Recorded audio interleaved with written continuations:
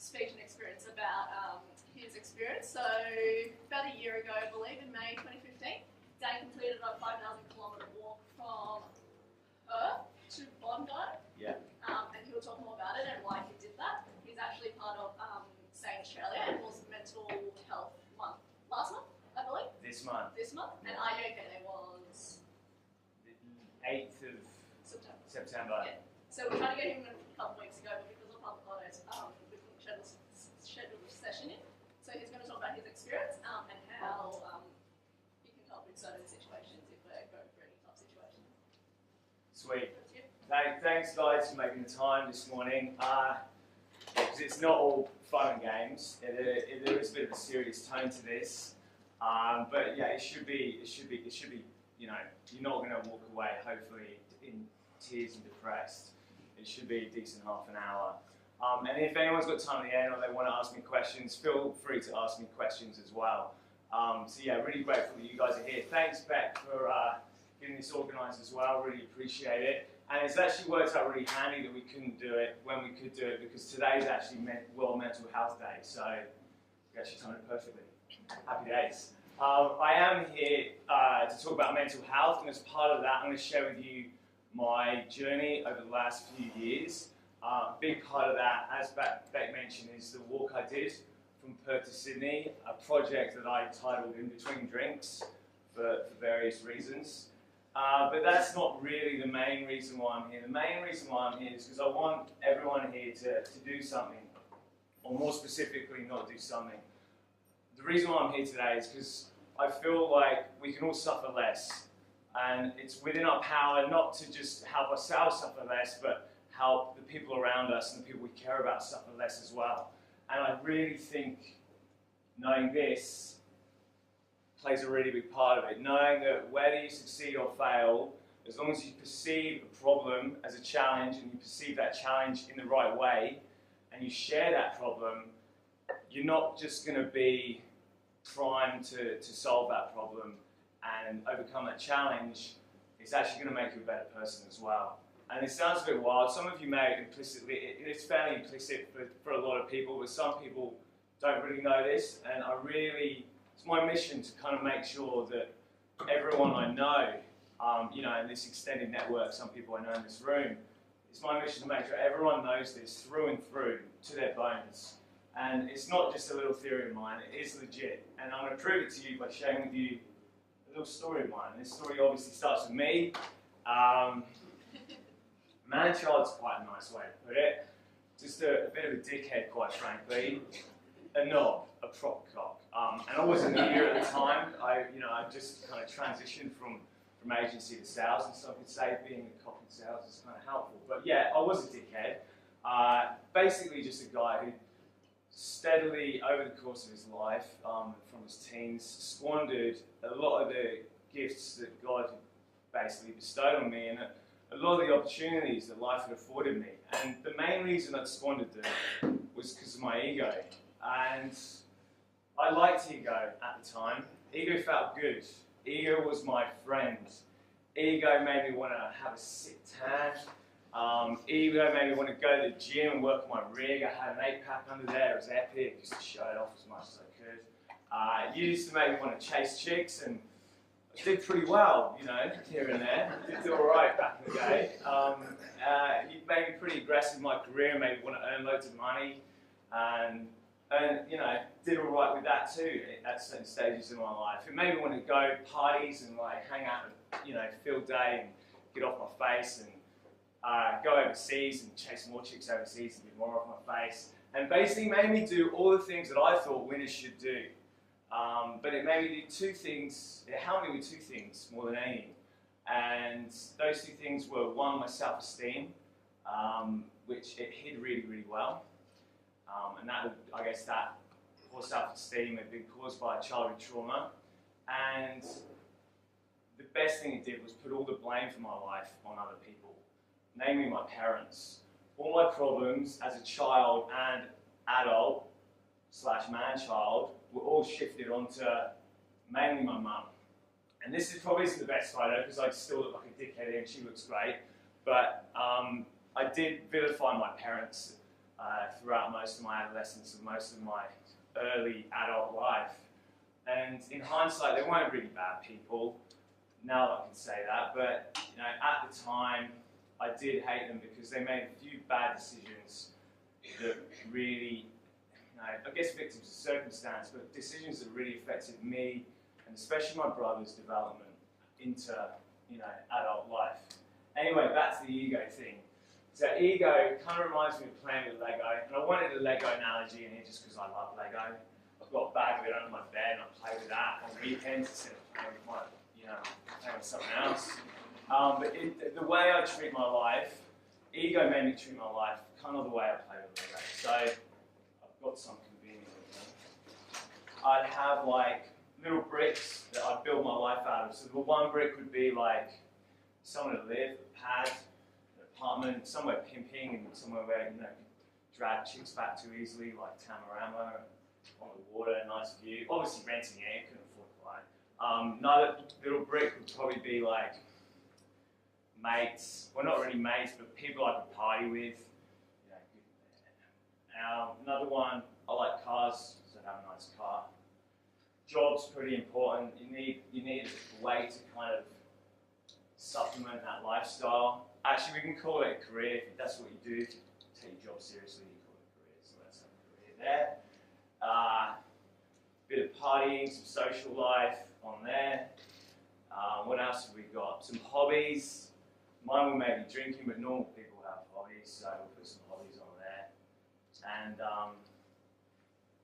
family, friends, it's a bit there. And then girlfriend is a pretty important one as well. I did like chicks at the time. Still like chicks, I'm not, I haven't turned or anything.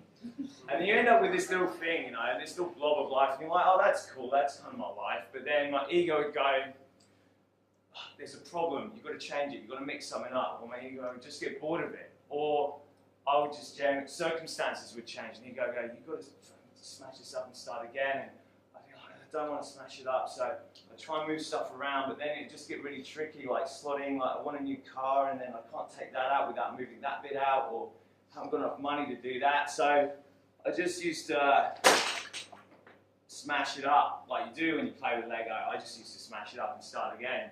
Now the problem with that is, well, there's a few problems. Firstly, Lego's not real life. Second problem is I shouldn't treat my life like Lego bricks.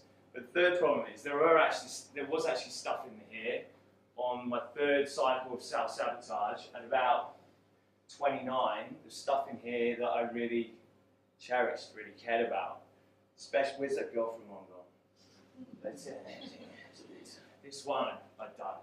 I really did like that one. But the problem was, she wasn't coming back. And that's when the penny dropped.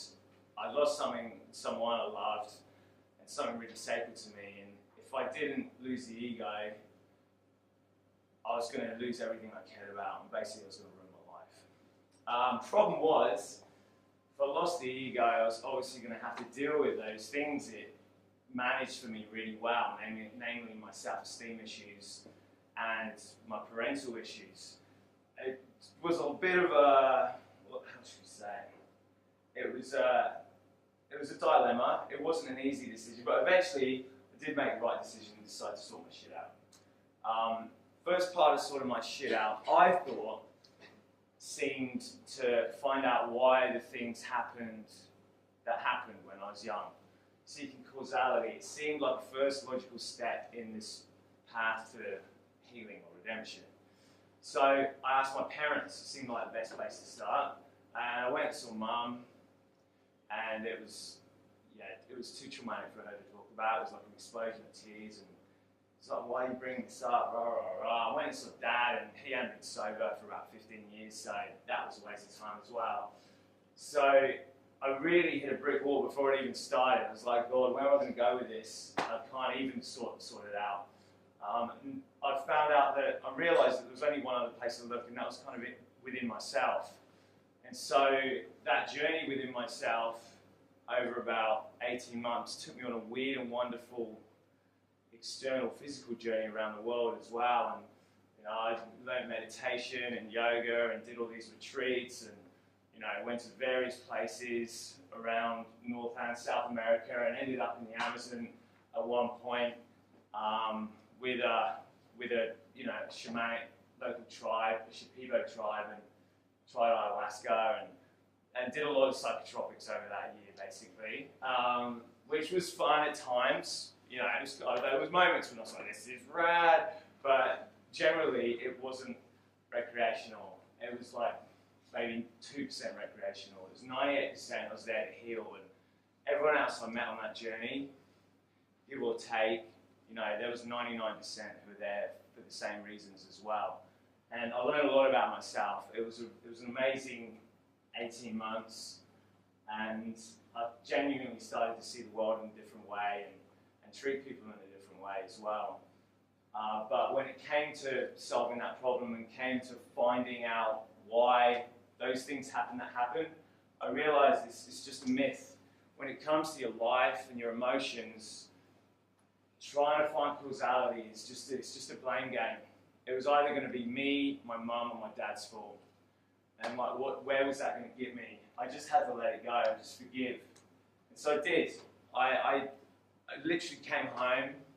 I think it was from Blackheath. I'd just done like a 10-day Vipassana, and I didn't think I got out of it what I thought I got out of it. And then something happened at work, something happened professionally, which is a bit of a kick in the teeth. And that's when I realized, almost overnight, that I've got to be totally accountable for everything I do. And it sounds pretty straightforward to most people here. You can start, live your teens grow up like that, or get raised to be an accountable human being. But this was the revelation I had at early 30s, and it instantly took me from being a man-child into a grown-up. And I was like, great, it's the first day of the rest of my life. I'm going to get cracking on all those things that I butchered and thrown on the ground and getting them back and sort my life out. Weird thing happened though was I was in my mid-30s. I was broke. All my mates were just people I partied with. I was estranged from my family. Physically, I lost the 8-pack.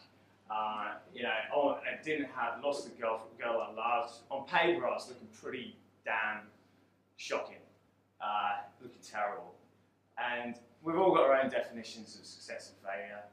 Mine have definitely evolved since when this happened, but at the time, I think there was a few basics in there that you still wanted, like a roof over your head, meaningful relationships, etc. And I had none of that. And so I started to feel like a failure. And that feeling initially lasted a couple of moments a day, a couple of flashes of it, and then it lasted an hour, and then it would last all day, and then days would last weeks. And it wasn't before long I spent my entire day either in bed or if I was out of bed thinking of ways that I could just finish my life. During that time, I got a call from my mum, and she said she had stage 3 lung cancer. It's pretty heavy, but we weren't that close to this stage. She told me over the phone, she's like, this is what's going on. I was like, wow, that's heavy. And I hung up the phone, and I was so consumed with everything that I was doing, I just hung up the phone and just went back to me. Just closed off and went back into my little world. It was all about me, no one else. I had too much going on, which is pretty bad, really.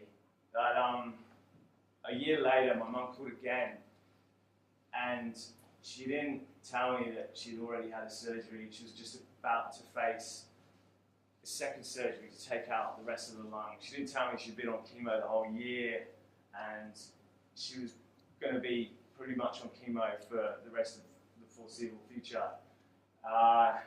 She didn't say any of that when she called up.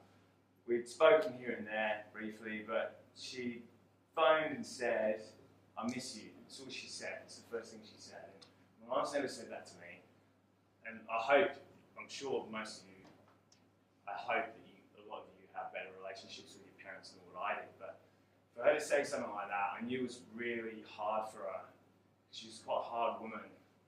So I I realised she was losing her resolve, and for whatever reason she wanted to see me. So I went to see her, and it was really tough to see someone, I mean, despite all the bullshit, be up face to face with that kind of suffering, someone you really care about, and see them in pain, and see the despair and everything they've kind of gone through, you know, over that year. And I'm sure there's a lot of you here that have had experience with that, with family members, etc.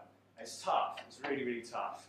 But in all of that, she found something amazing as well. See, my mum was a bit of a fruitcake, and I really resented her for how, you know, my childhood and my upbringing and everything like that. And it's kind of why I didn't want to hang out with her. And she wasn't that person anymore.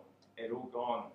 She was really, really different. She was so grateful for everything around her, just so happy, and she was pretty damn argumentative when she had her health. But yeah, really, really happy, and just there was just a joy in her eyes, a joy for life. Just grateful for being able to wake up every day. Grateful that she saw a new day. Grateful that it was raining. Grateful that if it was sunny. Stoked that she had a husband that would do anything for her, and I guess she was pretty stoked that I'd come to see her as well. She's literally stoked with the smell of the roses, and she'd woken up and smelled the roses. It was beautiful to see that in such a harrowing experience, she'd found, you know, this thing that she could treasure and this amazing way to look at the world. And I realised I needed that. If I didn't get that, I knew that was the only way I wasn't going to kill myself. I tried everything else. The problem was Mum had to go through pretty horrific experience to get to that point and have that revelation. So I knew I was going to have to do something pretty extreme, and so I decided to just go on a fucking massive walk. I thought that would work. I'm not going to go through the walk in heaps of detail because it's more about mental health today, but this is the vibe, this is the kind of things I get asked quite a lot. So it was just shy of 5,000 k's with all the wrong turns and everything. It got a bit hard to map on maps with all the different stops. I think it's a little bit over, but I'm being rigorous there and undercooking it, hopefully. But that's generally what people ask me. Some old people ask me how many calories I ate a day, which is like, I've got no fucking idea. I just ate until I wasn't hungry, and when I was hungry, I ate again. It was that simple. But yeah, that's what I will do today, though, is talk about, I guess, the general vibe, the themes. So there were obviously some tough times, especially initially with teething problems. But I spent 9 days out of 10 in a tent on my own. It was an unsupported walk, so I had no van or no people helping me. I was completely on my own. And, you know, no, there was literally no one to hear scream, basically. The isolation, the loneliness was tough. I felt really disconnected from the world. And also, I was a bit scared initially because you hear, you know, there's the Wolf Creek. Everyone's seen those movies. So, and there was one little moment a couple of weeks in. But yeah, basically, lonely, scared of getting raped.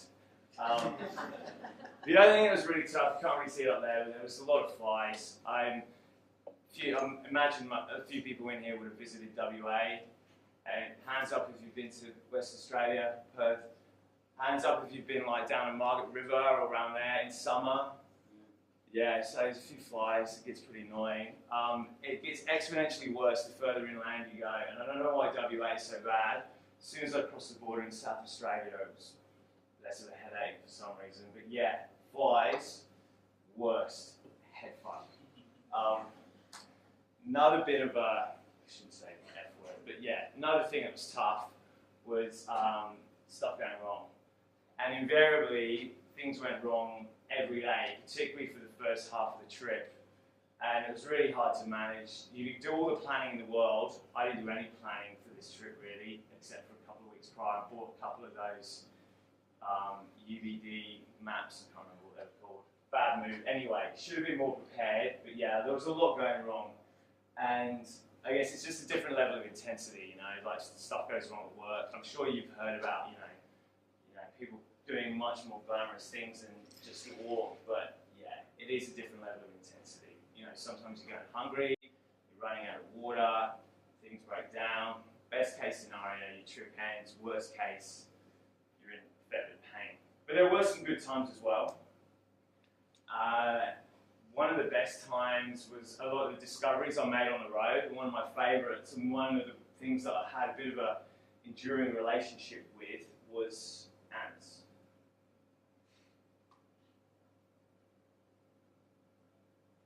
Oh, it's not going to work. These other ants, are you going and helping him out? Are you going to see if he's alright? He's injured. Hey. Right. It's tiny. That's their brain seems to be minuscule. They must be thinking on like a whole different level. Look at him. Poor little fella. Can't move his back legs. And the other guy's going up. Look, you right, buddy? You right, pal? Sorry, I can't try. I want to help you. Sorry, I've got to go get some food. I've got this giant human over me. See, I accidentally hurt that ant somehow. Grabbed it. But they all just freaked out. They were flipping out a minute ago, and still. Anyway, ants, Legends. I do love my ants. It's weird, but yeah, my media career doesn't take off, which is pretty damn likely. It's all about ant farm for me. Look at it. Look at it. Next one. There we go. The other good time was, it was lonely in the tent and everything. That sucked. But eventually, once all the problems ended, once I got used to being in the tent on my own, etc., I had this view pretty much all day, and there'd be the odd road train coming head-on towards me. But yeah, generally this view all day, and it got really cathartic. It was great. The perspective I got from having that perspective was a real gift. The isolation was a gift. It was amazing. And complementary to that was being around nature, and obviously I was in the Nullarbor, which weren't too many trees, but there was the benefit of having that as like my window. It was just outdoors. And initially I was really against it, at odds with it. There was ants coming in, this is before I loved the ants. There was flies coming in the tent. There was insects, just things I'd never even seen before, not even on like National Geographic, like the most intense, large things with like antennas coming out. It was disgusting, and they were everywhere. And I was insect spray, reeds, the whole lot. But eventually I kind of got used to it and realised it wasn't there to hurt me. Most of nature is there to look after you. And once that switch flicked in my head, that became a really healing process as well. And I realised that the land was there to heal me. And it was great having that harmony with nature. Sounds a bit hippie, but it's legit. There was some awesome people as well. Met this dude 3 times. The only person I met more than once on the whole trip. And for one reason or another, he was going to and from the Nullarbor, and he stayed with me the last time I stayed with him the last time I met him, because I was just outside Jarvis Bay, and he lived just outside Jarvis Bay, so he let me crash at his joint and cooked me a curry. All the winners cook curry. I thought it was an English thing, but apparently not. Everyone I stayed with cooked curry. Mad. Learned a few lessons. I was on the road a lot, so there was quite a large sample size. So over the course of 9 months, you kind of learn a lot about driving behaviour, and eventually those patterns you can assign to certain vehicles. Needless to say, if you drive one of these, you could be, I hope none of you don't. Well, if you do, the facts are undeniable. You might be the greatest person in the world, but as soon as you're behind the wheel, you're a knob. Like, you'll probably see you next Tuesday. It's a fact. I also learned what's important to me. Not the cars and the toys and whatever else and those little brick stars building shit out of. I learned what was really important. I guess the best example I could give you is it was about 10 days into my trip. I was coming into this town called Narrogin, which is a country town in WA. It's about 300 k's outside of Perth. Had a lot of teething problems, like wheels going wrong, and everything was kind of going wrong. I'd been walking for 12 hours. I needed to get to this town because I was blowing a tyre every 50 k's almost, because the trolley wasn't aligned properly. And myself. Anyway, I was hammering towards this town. It was about 6 in the evening. I was exhausted, and eventually this pavement came up about 2 k's before the town centre. It was like sweet. It stopped playing chicken with the road trains, got onto the pavement, and kept pounding along. And on the other side, it started to get paved as well, and there was a family of women, and it was a mum, and she was pushing a wheelchair, and there was a daughter, probably I guess my age, the mum was maybe a little bit older, and then there was her mum, like a grandmother there too, walking, and then there was a daughter walking who was about 10, and then the girl in the wheelchair was probably about 8 to 10. I'm pretty bad with ages. And they were walking the other way, and I'm like, hey, I was like, hey. And they didn't really know what I was doing because I just had like high vis on that you get for a construction site and had no branding on the trolley yet. So I basically looked like a road sweeper that lost his marbles.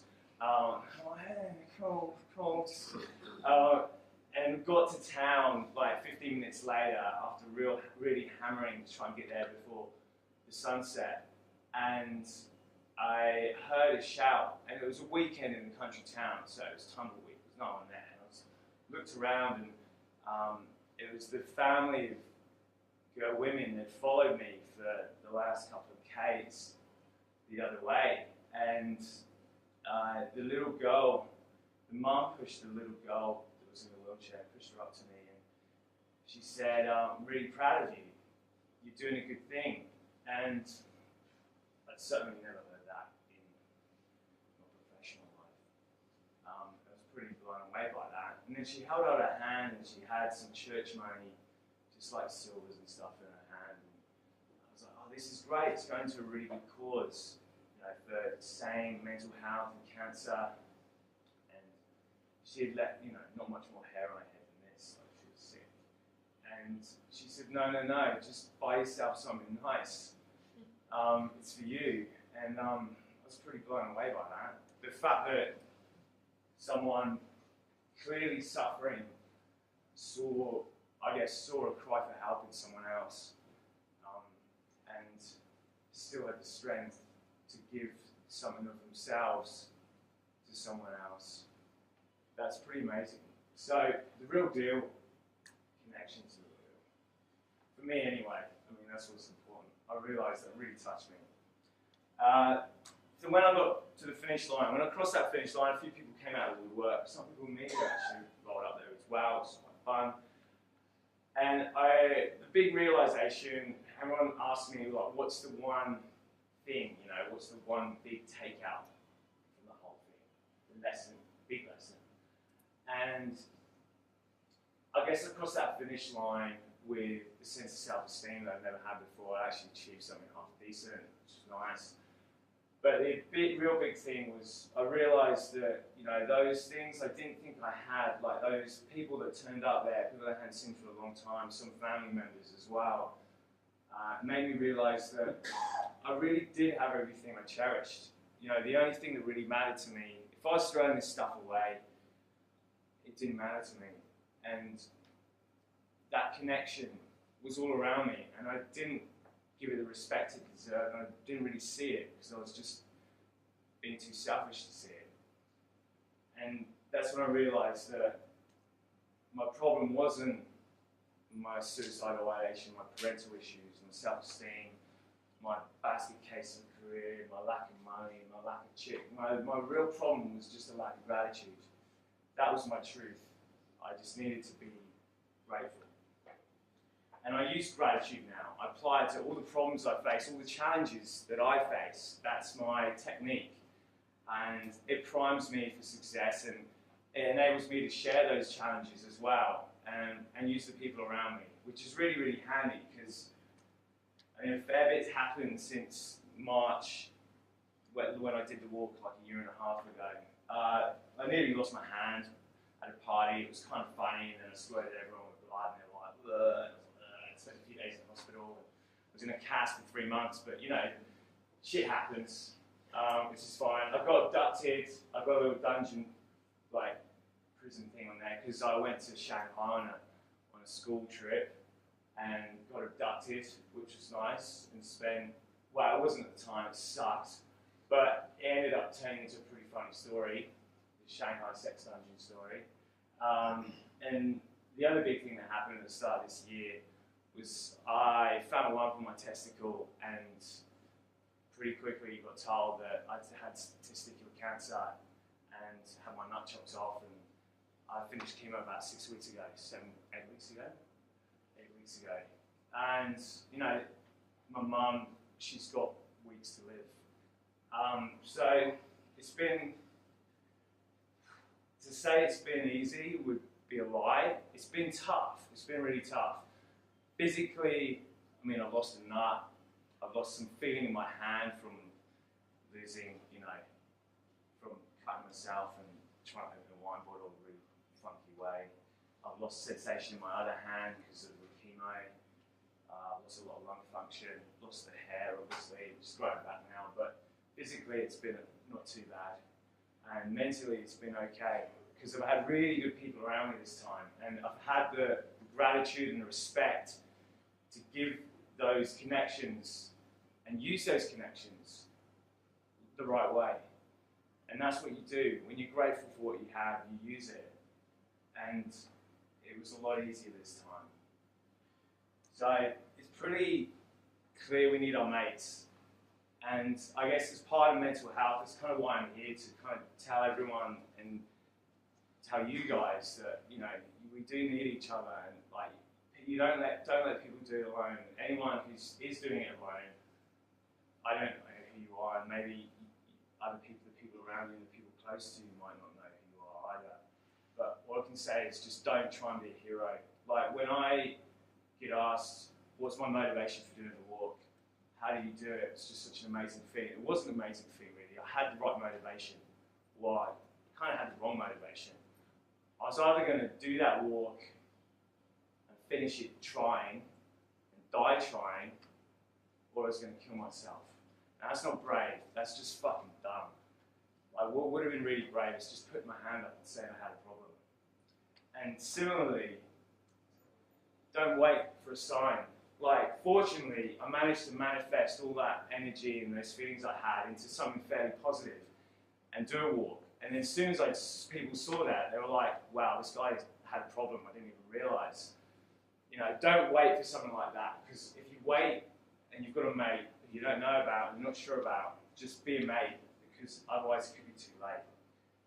And if you do that, you know, it's pretty, I mean, I hope you can see that, you know, I've used the people around me, and because of my mates, I've accomplished, you know, and because of the people I care about and they care about me, I've accomplished, you know, and overcome a couple of like major things. And I think, you know, everyone else can too, if they start looking at their problems the right way and start sharing their challenges, whether it be, you know, a problem, a work-related problem or a personal problem. You know, you've got to look at it the right way, use the people around you to help you look at it the right way if you can't look at it the right way yourself, because it will make the whole process a lot easier and it'll make you a better person. But most importantly, you won't suffer, or you'll suffer a lot less. So, yeah, thanks. That's pretty much all I've got today. Cheers.